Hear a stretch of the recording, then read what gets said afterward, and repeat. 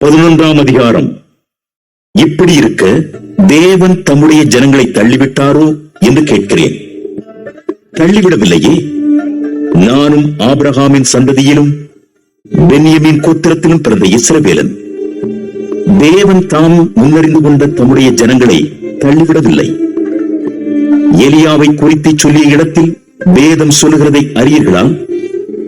அவன் தேவனை நோக்கி, கர்த்தாவே, உம்முடைய தீர்க்கதரிசிகளை அவர்கள் கொலை செய்து உம்முடைய பலிபீடங்களை இடித்து போட்டார்கள்.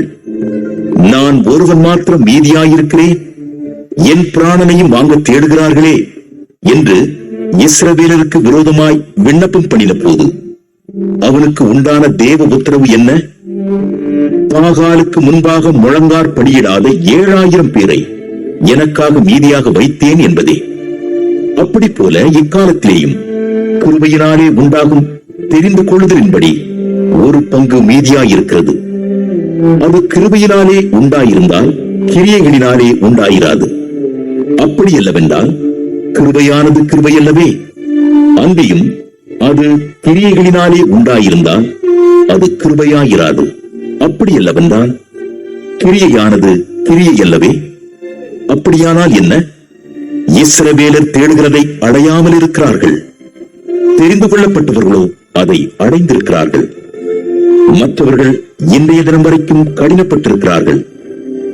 கனநித்திரையின் ஆவியையும் காணாதிருக்கிற கண்களையும் கேளாதிருக்கிற காதுகளையும் தேவன் அவர்களுக்கு கொடுத்தார் என்று எழுதியிருக்கிறபடி ஆயிற்று.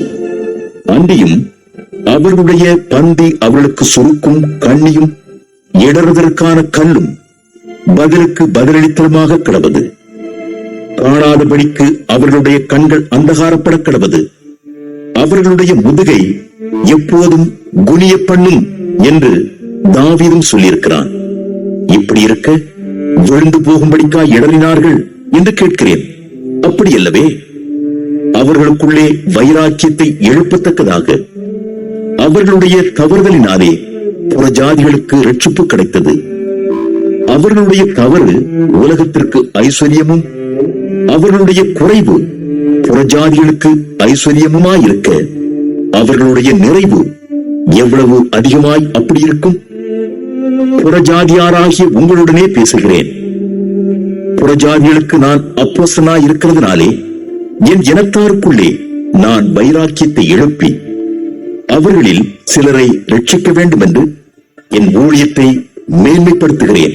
அவர்களை தள்ளிவிடுதல் உலகத்தை ஒப்புரவாக்குதலாயிருக்க அவர்களை அங்கீகரித்துக் கொள்ளுதல் என்னமாயிராது? மரித்தோரிலிருந்து ஜீவன் உண்டானது போலிருக்கும் அல்லவோ? மேலும் முதற் பலனாகிய மாவானது பரிசுத்தமாயிருந்தால் பிசைந்த மா முழுவதும் பரிசுத்தமாயிருக்கும். வேறானது பரிசுத்தமாயிருந்தால் கிளைகளும் பரிசுத்தமாயிருக்கும். சில கிளைகள் முறித்து போடப்பட்டிருக்க காட்டொலிவ மரமாகிய நீ அவைகள் இருந்த இடத்தில் ஒட்ட வைக்கப்பட்டு ஒலிவ மரத்தின் வேருக்கும் சாரத்திற்கும் உடன் பங்காளியாயிருந்தாயானால் நீ அந்த கிளைகளுக்கு விரோதமாய் பெருமை பாராட்டாதே. பெருமை பாராட்டுவாயானால் நீ வேரை சுமக்காமல் வேர் உன்னை சுமக்கிறது என்று நினைத்துக் கொள். நான் ஒட்ட வைக்கப்படுவதற்கு அந்த கிளைகள் முறித்து போடப்பட்டது என்று சொல்கிறாயே, நல்லது. அவிசுவாசத்தினாலே அவைகள் முறித்து போடப்பட்டன. நீ விசுவாசத்தினாலே நிற்கிறாய். மேட்டிமை சிந்தையாயிராமல் பயந்திரு. சுபாவ கிளைகளை தேவன் தப்ப விடாதிருக்க உன்னையும் தப்ப விட மாட்டார் என்று எச்சரிக்கையாயிரு. ஆகையால் தேவனுடைய தயவையும் கண்டிப்பையும் பார். விழுந்தவர்களிடத்திலே கண்டிப்பையும் உன்னிடத்திலே தயவையும் காண்பித்தார். அந்த தயவிலே நிலைத்திருப்பாயானால் உனக்கு தயவு கிடைக்கும். நிலைத்திராவிட்டால் நீயும் விட்டுண்டு போவாய். அன்றியும் அவர்கள் அவிசுவாசத்திலே நிலைத்திராதிருந்தால் அவர்களும் ஒட்ட வைக்கப்படுவார்கள். அவர்களை மறுபடியும் ஒட்ட வைக்கிறதற்கு தேவன் வல்லவராயிருக்கிறாரே. சுபாவத்தின்படி காட்டொலிவ மரத்திலிருந்து நீ வெட்டப்பட்டு சுபாவத்திற்கு விரோதமாய் நல்ல ஒலிவ மரத்திலே ஒட்ட வைக்கப்பட்டிருந்தால் சுபாவ கிளைகளாகிய அவர்கள் தங்கள் சுய ஒலிவ மரத்திலே ஒட்ட வைக்கப்படுவது அதிக நிச்சயம் அல்லவா? மேலும் சகோதரரே, நீங்கள் உங்களையே புத்திமான்கள் என்று எண்ணாதபடிக்கு ஒரு ரகசியத்தை நீங்கள் அறிய வேண்டும் என்றிருக்கிறேன். அதென்னவெனில், புறஜாதியாருடைய நிறைவு உண்டாகும் வரைக்கும் இஸ்ரவேலரில் ஒரு பங்குக்கு கடினமான மனதுண்டாயிருக்கும். இந்த பிரகாரம் இஸ்ரவேலர் எல்லாரும் ரட்சிக்கப்படுவார்கள். மீட்கிறவர் சியோனிலிருந்து வந்து அவபக்தியை யாக்கோபை விட்டு விலக்குவார் என்றும், நான் அவர்களுடைய பாவங்களை நீக்கும் போது இதுவே நான் அவர்களுடனே செய்யும் உடன்படிக்கை என்றும் எழுதியிருக்கிறது.